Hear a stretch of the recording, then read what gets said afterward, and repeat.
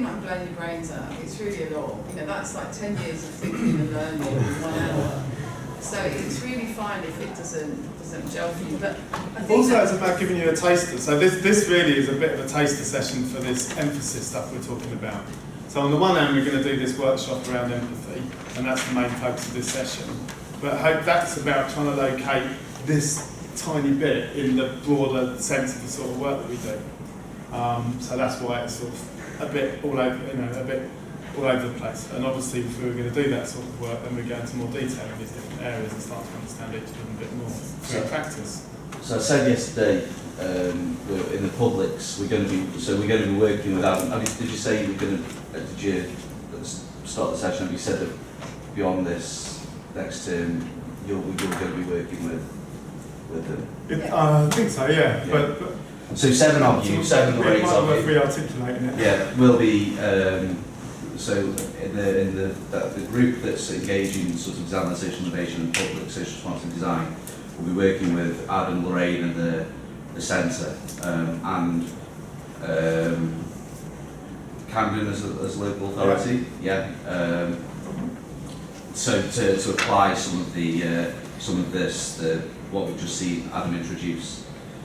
So like you say, it's let this wash over you. You'll have the material to sort of go back and reflect on. And you're going to do some practical stuff this afternoon that'll all make sense of it. I just want to ask the students a question. So, like, you're doing an industrial design course, and when you say the phrase industrial design, people they don't always think of the engine or the egg whisk. They think of like scales and watch upon the society. And what we're saying is design role is not just to create objects, but it's to be a facilitator, a trigger, a catalyst of positive designs for social change, for social transformation in a context where I suppose the planet demands less staff. Because the irony is, there you are as industrial designers, and then the world doesn't really need much more staff. And I suppose I would ask you, like, is that a meaningful opportunity for you?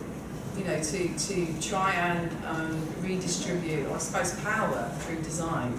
Is that something you can imagine yourself doing? The interesting thing about the notion of industrial design is it's about creating replicable responses, and in the context of social change or social challenges, if you can come up with responses that are sustainable in their own right, they can hold themselves together, but also can they be repeated to work for other contexts? I suppose, Mark, is that they should answer that.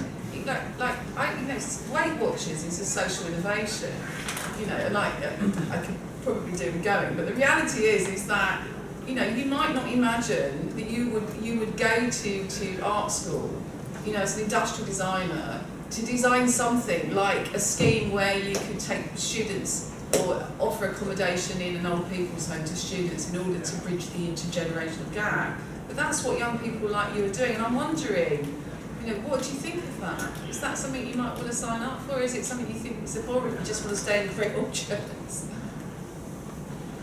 The other thing is that it's not to not design objects. So basically, you've got to do that. Well, if someone's going to say something, if they are, then do. I think that was like an overgeneralization of industrial design students. I think overall we're not like 90s, wow, it's like the world is perfect, let's create more stuff. I don't think that's what we think, when we design something, even if it's an extra object in the world. We think about how it's going to be recycled, how it's going to be wasted and treated, how it's work. And of course we're interested in social welfare, more or less, for all of us, so. I was trying to be provocative to say there you go. I think designing the agency of the object is more also part of our design process. And it's interesting to see what the clients or our aim is in designing. But I've always taught industrial product design, and so 20 years ago, most of you sitting in a room like this with me wanted to go and work for Philips, like Nike. It was just like, you're so different, and it's wonderful. It's almost like what I was doing then is now actually what you'll just take for granted. So it's interesting, because I don't hear many people say, no, we just want to design for a consumer world so we can ruin the planet. But they have the right to, Well, and lots of people end up having to do that, because when you come out and you want a job, there's a gap between, you're faced with your own wicked design scenario. Do you know what I mean? Is it bad to be able to pay the rent and sort of like go on holiday and sort of buy something nice for myself? Is that a terrible thing to do? It's like, not really. Well, if the only way I can do that, if the only person offering me the money to do that is a person that's asking me to make a bunch of plastic shoes that's probably made on the other side of the planet by someone that's probably not having that nice a time, and then shipped all the way over here, having a bunch of other impacts. So yeah, we can use one of these apps that reduces the impact, but ultimately, we're still talking about someone having a miserable time, pretty not far off bonded labour on the one side of the planet, serving a bunch of people on the other side of the planet a load of crap they don't need. But actually, if that's the only way that I can pay my rent, then that's a pretty wicked design scenario. So one of the things we're trying to find out together with you guys is actually, well, what else can we do with our skills? What are the other things that we can do with our skills and competencies that enable us to, well, is it still pay our rent? It probably is for a while, but are there some other models where actually that we're not even paying rent, where there's something else going on? Are those models real? Do we want them to be real? Does anyone else want them to be real? If they were going to be real, what would they look like? There was a time when people sat there and sort of, had this idea of, the council owns a part of the building, you own part of the building, housing trust stuff. There was a long time back when that was not at all on the cards. Through a bunch of different people working together, they eventually came up with that idea of, joint ownership or whatever it is. Is that any good? Is there another way of doing it? There's a bunch of different choices that you can be involved in making. And one of the key issues is, how do the people that are going to experience those choices get involved in the process? We think that design has a lot to offer that situation, because through the roots of participatory design, which has been going on since the 70s, actually we're better at that stuff than a lot of other people. We're better at getting other people involved in making decisions. So in that way, design can enable democracy through practice. Because Herbert Simon talks about the fact that everybody designs, that makes it, everyone that says, right, this is what I've got, that's where I'd like to be, I'm going to do these different steps to get there. Herbert Simon says anyone that goes through that process is a designer. But we know that there's more stuff that we can do to help more people go through that process. So that's the sort of stuff that we're interested in exploring. Do you think your ideas are getting much traction politically? Cabinet Office has a social innovation lab in the middle of the Cabinet. Behaviour unit is in the Cabinet Office as well. How often do you speak at the Home Office, Lorraine? Pardon? How often do you speak at the Home Office? A lot. I'm on the Crime Prevention Committee for the Home Office. I mean, it's very difficult because the real people with power in the Home Office are not the government and the civil servants. And to change that system, which is what Andrea Sigmont, who used to be at the Design Council, was trying to do, it's like a bloody slow revolution. But they realise they need to change, and they don't know how. So you have these cultures in conflict, and they look at us as the people that do colouring in, and they think actually maybe they are saying something else, but it's hard for the change. So it's in there, but whether it happens. Just as a response, maybe, I don't know whether you Well, the report Restarting Britain 2, which has come, Policy Connect report, quite interesting. It's about service design for public services and how these different organisations use and embed design within organisations. Have they got a designer working in the council, for example, or do they use an external agency like LiveWork or Snook to come along and tell them how to redesign their services? How does it work? When they did their consultation about a year and a half ago, over 70% of local authority heads of service felt that design was one of the things that, embracing design more, using design more, was one of the ways that what was next available to them. In terms of government and government involvement in design, often it's about this idea of public service, providing public services. One of my colleagues, Alison Tenderville, has just been doing some work around that with colleagues in Lancaster. And they've got this sort of, there's these three areas. One of them is service redesign. And we could think of service redesign as being, okay, let's take the service we've got and could we do it cheaper? Is there some way we can tweak what we're doing to get better efficiency out of it? And we've been doing that for the last 10 years, some would argue. And actually, what we've found now is we've got a new set of funding cuts coming. In 2017, in Camden, where we are now, there's going to be 50% less money coming from central government to deliver the services that many people in the borough depend on. So that means that all of that sort of, they call it salami slicing, cutting little bits off it, thinner bits. Can we cut this? Can we cut that? Can we change that? The redesign bit isn't going to work. They've sort of redesigned all the bits that they can redesign. So the next phase is, Alison talks about the research that they've done, is they talk about new service development. So they say, okay, there's this new service development. If we can't redesign what we've got, is there some new way that we can, is there a new way of doing it? So if we think about that, we might think about that as being people-centered, what they call people-centered services. So lots of the local authorities now are saying, okay, well, if I'm a home library service user, if someone brings me my library books, because I can't get out to the library, chances are someone might be bringing me my dinner as well. If they're bringing me my dinner, they might actually, I might be on some sort of medication. So they actually, by going, instead of looking at it from the top down of the service, of the head of service, so that would be libraries is one service, adult social care, which is Meals on Wheels and stuff, is another service, healthcare is another service. These are different services and they're not that well interconnected. Service redesign won't sort that out.